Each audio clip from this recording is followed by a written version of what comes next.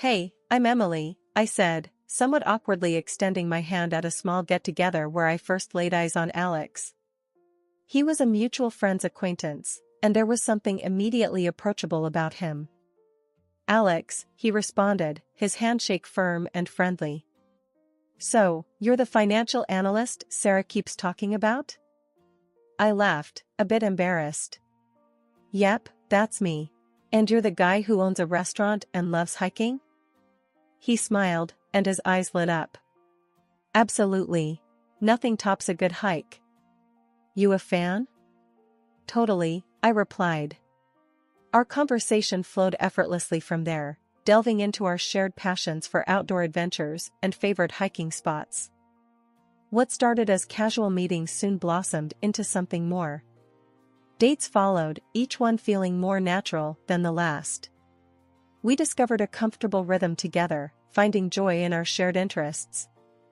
It felt like Alex and I had known each other for ages. One evening, after a particularly enjoyable hike, Alex stopped and looked at me intently. Emily, this might sound crazy, but I think what we have is pretty special. Do you feel it too? My heart raced, but I couldn't hide my smile. I do, Alex. It's like we were meant to meet. Fast forward a year, and we were exchanging vows in a simple but heartfelt wedding ceremony. Just us, our families, and a few close friends. Afterwards, we moved into the house I inherited from my grandmother. It wasn't a modern building, but it had a warmth and charm to it. I remember watching Alex as he first walked through the house. He wandered from room to room, absorbing every detail. This house has character, Em, he said with a smile. It feels like a home. I was relieved. I'm glad you think so. I was worried it might seem too old-fashioned for you. Alex laughed heartily. Old-fashioned? No way. It's perfect. It's us. Living in the house I inherited from my grandma was like stepping back in time. Every creaky floorboard and the slightly faded wallpaper told a story. Alex and I loved it, but I was nervous about his mom's first visit. Mrs. Carter, with her taste for all things new and expensive, was a stark contrast to our humble abode. The day she arrived, she stepped into the living room, her high heels clicking sharply on the wooden floor. She looked around with a barely concealed frown. "Oh, this is where you live," she said, her tone dripping with skepticism. "It's quaint." I clenched my jaw, feeling a sting from her words. Alex gave my hand a reassuring squeeze, communicating his support. "Yeah, Mom, isn't it great? Emily's really made it feel like home." Mrs. Carter raised an eyebrow, her gaze sweeping across the room. "Well, it's certainly quaint. But, darling, you could do so much better." Alex squeezed my hand, a silent show of support. I appreciated his gesture, but Mrs. Carter's words stung. I loved this house, every imperfection and memory it held. The conversation shifted to dinner plans, but Mrs. Carter's comments lingered in my mind. "So, Emily, what are we having? I assume we're dining in tonight?" I nodded, trying to sound upbeat. "Yes, I thought I'd cook something special. A family recipe." "Oh, how domestic," she remarked, a hint of sarcasm in her voice. "I hope it's up to standard." Dinner was an awkward affair. I could feel Mrs. Carter's eyes judging every aspect of the meal. Alex did his best to keep the conversation light, but the tension was palpable. After dinner, as we sat in the living room, Mrs. Carter's critique continued. "Alex, really, this place could use some updating. Why don't you move somewhere more modern?" Alex, trying to keep the peace, replied, "Mom, we've talked about this. Emily and I love it here. It's our first home together." Mrs. Carter sighed dramatically. "Well, I suppose if you're happy. But really, think about your future. This place is hardly suitable for a family." I bit my tongue, feeling my patience wearing thin. This house was more than just walls and a roof to me. It was a part of my family's history, a piece of my heart. As she finally left, I felt a mixture of relief and frustration. Alex wrapped his arms around me, whispering, "Don't let her get to you, Em. This is our home, and I wouldn't change a thing." I leaned into his embrace, grateful for his support, but dreading the thought of future visits. Mrs. Carter's words echoed in my mind, but I was determined not to let her snide remarks tarnish the love and memories this old house held for us. The evening air was cool as Alex walked through the door, looking more defeated than I'd ever seen him. The restaurant, his lifelong dream, was now a source of endless worry. I could see the stress etched in the lines of his face. "Another rough day?" I asked, handing him a cup of coffee. He slumped into a chair at our kitchen table, running a hand through his hair. "Yeah, it's just, nothing's working, Em. I don't know how much longer I can keep the doors open." I sat across from him, my mind racing for ways to help. "Have you looked into the finances thoroughly? Maybe there's a leak somewhere, something you've missed?"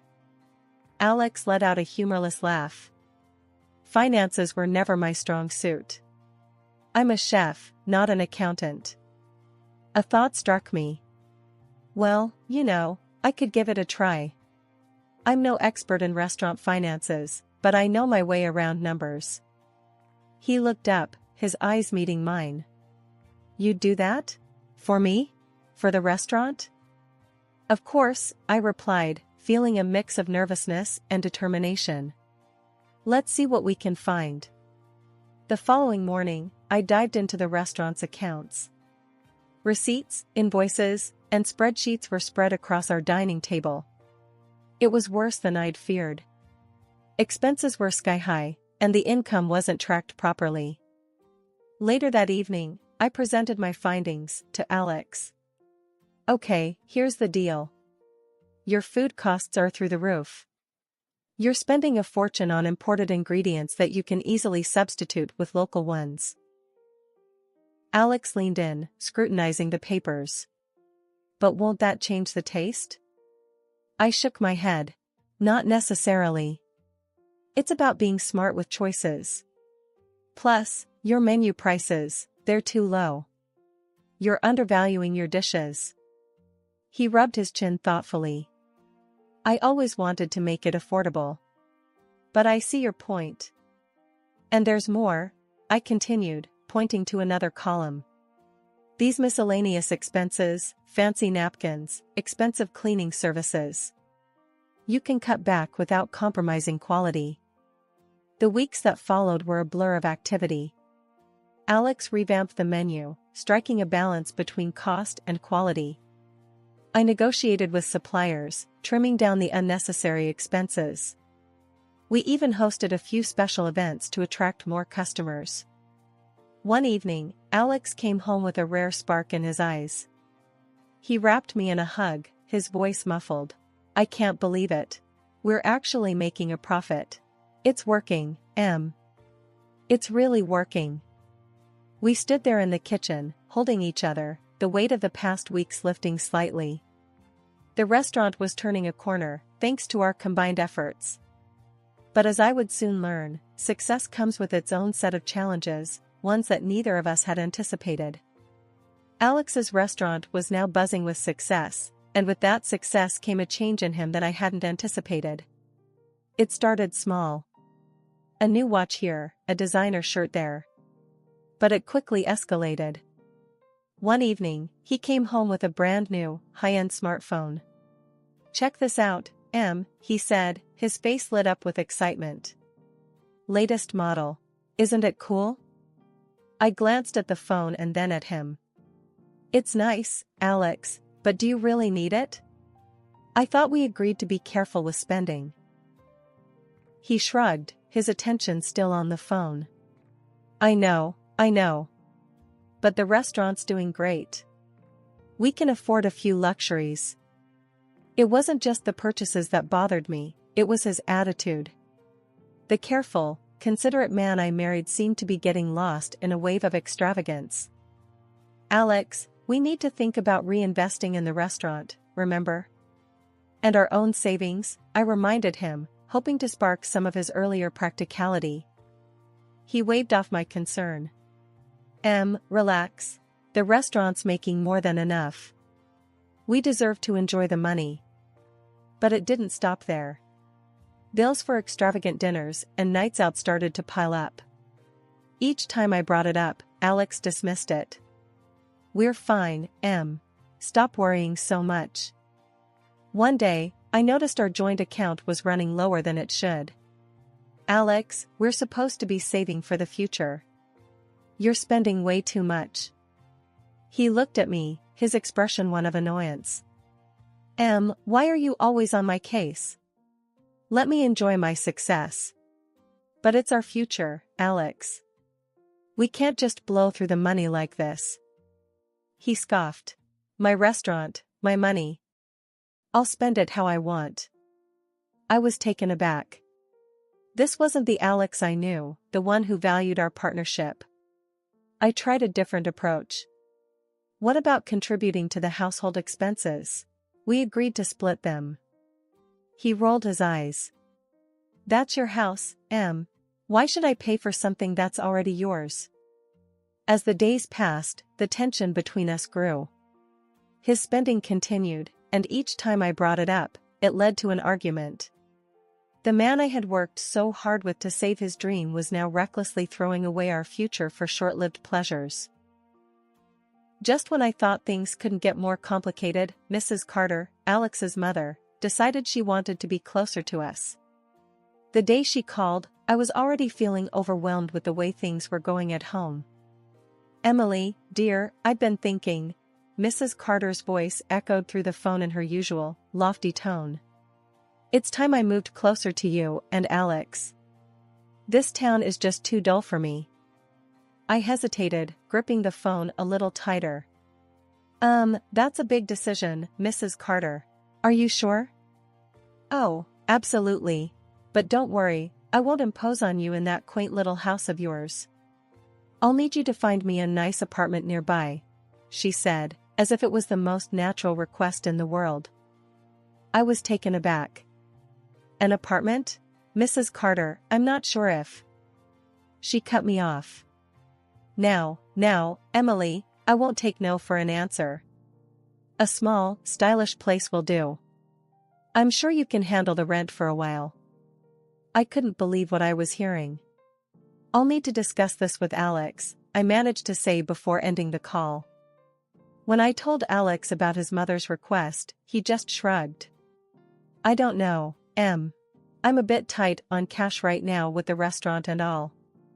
Maybe you could cover it? I stared at him, incredulous. Me? Alex, we're already stretching our budget with your spending. How can we afford her rent too? He avoided my gaze. It's just for a while, Em. Until I get things sorted. Come on, for my mom? Reluctantly, I agreed to rent an apartment for Mrs. Carter for 6 months. It cost us $2,000 a month, a significant hit to our savings.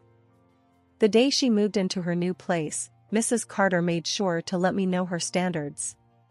It's smaller than I'm used to, but I suppose it'll have to do.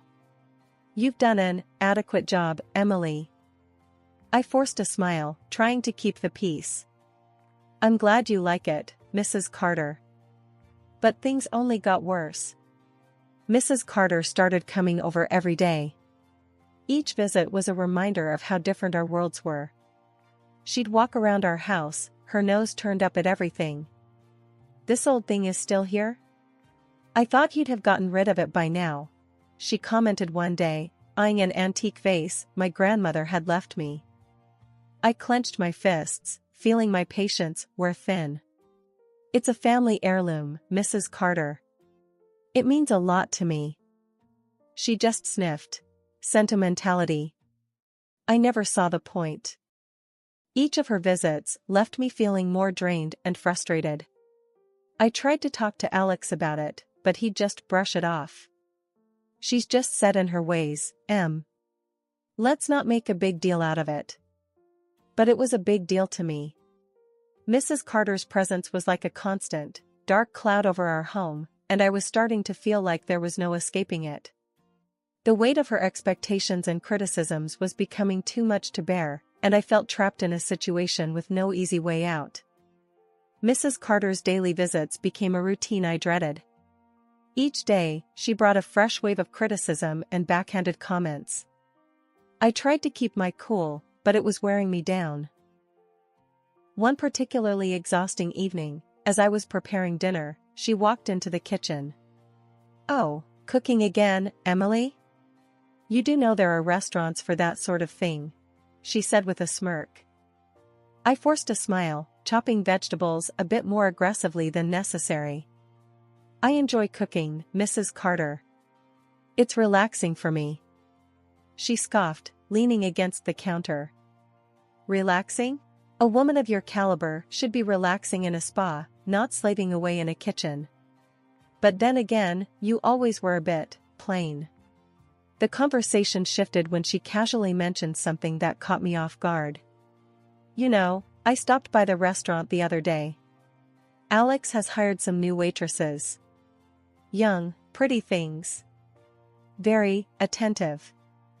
A pang of something, jealousy, insecurity, twisted in my stomach. "New waitresses?" "Yes, quite the eye candy. I'm surprised you haven't noticed. But then again, you're always so busy with your little projects," she said, her voice dripping with insinuation. The next day, curiosity and concern got the better of me. I decided to visit the restaurant unannounced. As I walked in, I saw them, a group of young, attractive waitresses, all laughing and chatting. Alex was there too, clearly enjoying the attention. I approached, trying to keep my composure. "Hi, Alex. Busy day?" He looked up, startled. "Oh, yeah, just keeping things running. What brings you here?" I glanced at the waitresses, who had scattered at my arrival. "Just thought I'd surprise you." "Who are the new faces?" Alex shrugged, a bit too nonchalantly. "Oh, just some new hires. Good for business, you know." I forced a smile, feeling a knot form in my gut. "Right, good for business." That evening, I brought it up again. "Alex, about the new waitresses." He cut me off, his tone dismissive. They're just employees. Don't make it into something it's not." But it was hard to shake the feeling that something wasn't right. A few days later, I decided to visit the restaurant again, this time in the evening. What I saw confirmed my worst fears. Alex was in a corner, his arm around one of the waitresses, laughing and whispering in her ear. The sight felt like a physical blow. I stood there, frozen, as realization washed over me. The morning sun was barely peeking through the curtains, casting a soft glow in the kitchen where I sat, clutching a mug of coffee that had long since gone cold. The revelation of Alex's affair with a waitress from his restaurant was swirling in my mind, a storm I could no longer ignore. He walked in, his footsteps echoing loudly in the tense silence. "Alex, we need to talk." "About what I saw at the restaurant," I said, my voice barely above a whisper, but firm. He just smirked, pouring himself a cup of coffee. "Oh, you mean the new waitresses? Yeah, they're a nice addition, aren't they?" I stared at him, disbelief and anger mingling in my chest. "Nice addition? Alex, I saw you with her. Don't treat me like a fool." He leaned against the counter, his smirk widening. "Come on, it's nothing. Just a little fun on the side. You know how it is." "How it is?" My voice rose in incredulity. "You're my husband. Fun on the side isn't how it is supposed to be." Alex took a sip of his coffee, his arrogance palpable. We've been married for what, 3 years now? Things get boring. I needed someone to spice things up." I felt a knot form in my stomach. "So our marriage is just some game to you? Something you get bored of?" He shrugged, his casual demeanor infuriating me. Not a game, just life. I'm a man, Em. I have needs. Needs that obviously you're not fulfilling.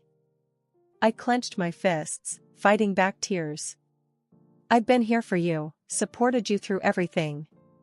And this is how you repay me? He laughed, a cold, harsh sound. Repay you? Oh, please. You've been a good wife, sure, but that's not enough. I need excitement, adventure. You're just too plain. The word plain echoed in my ears, a stark reminder of his mother's earlier insults. And what about our vows? Did they mean nothing to you? Alex rolled his eyes. Vows are just words, Em. They don't mean we can't have a little fun. Why don't you loosen up a bit? I stood up, my chair scraping loudly against the floor. This is not a little fun, Alex. You've broken our trust, our marriage. I can't be with someone who has so little respect for me. I want a divorce. His expression finally changed, a flicker of surprise crossing his features. Divorce? Seriously?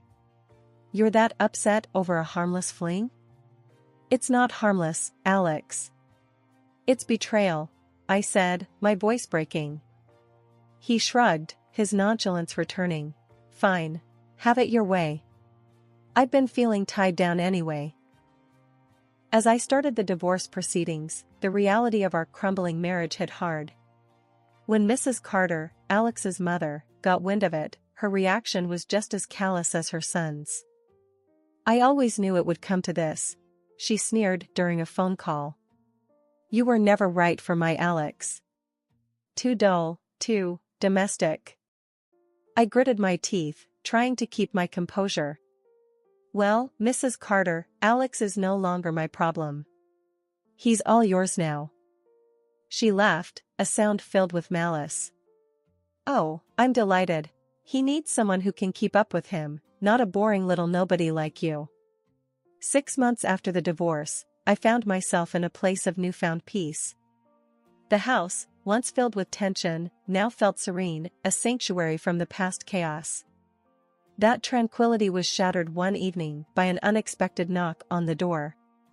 I opened it to find Alex and Mrs. Carter standing there, disheveled and looking defeated. Emily, we need to talk, Alex said, avoiding my gaze. I crossed my arms, feeling a mix of surprise and wariness. Alex? What are you doing here? And Mrs. Carter? Mrs. Carter stepped forward, her usual haughty demeanor gone. Emily, dear, we've had a bit of a setback. The restaurant, it's gone under. I frowned, processing her words. Gone under? What happened? Alex shuffled his feet, a shadow of his former arrogance. Things went downhill after the divorce. I may have made some bad financial choices. Mrs. Carter interjected, her voice desperate. We've nowhere to go, Emily. Our apartment lease is up, and with no income, we can't renew. I was stunned. You want to stay here? After everything that's happened? Alex finally met my eyes, a hint of shame in them. I know I messed up. But this is temporary, just until we get back on our feet. Mrs. Carter added quickly, yes, just for a little while. We wouldn't be a bother. I took a deep breath, the audacity of their request staggering. Alex, Mrs. Carter, after everything that's happened, you really think it's appropriate to ask this of me? Alex's voice was pleading. I know I don't deserve your help, but we're desperate. I shook my head, my decision clear. I'm sorry, but no. You both made it clear how you felt about me and my home. I can't just forget that. Mrs. Carter's face fell, her usual composure crumbling. But where will we go, Emily? Please, you're our only hope. I remained firm, despite the pang of sympathy. You need to figure that out on your own. I did, after everything fell apart. They lingered for a moment, a mix of disbelief and despair on their faces, before finally turning away. As I closed the door, a sense of finality washed over me. I had turned a new page, one where their judgment and betrayal no longer held sway over me. I walked back into my living room, the echoes of their pleas still lingering in the air. But as I sat down, a feeling of empowerment filled me. I had survived their scorn, their betrayal, and come out stronger. My life, once overshadowed by their presence, was now my own again.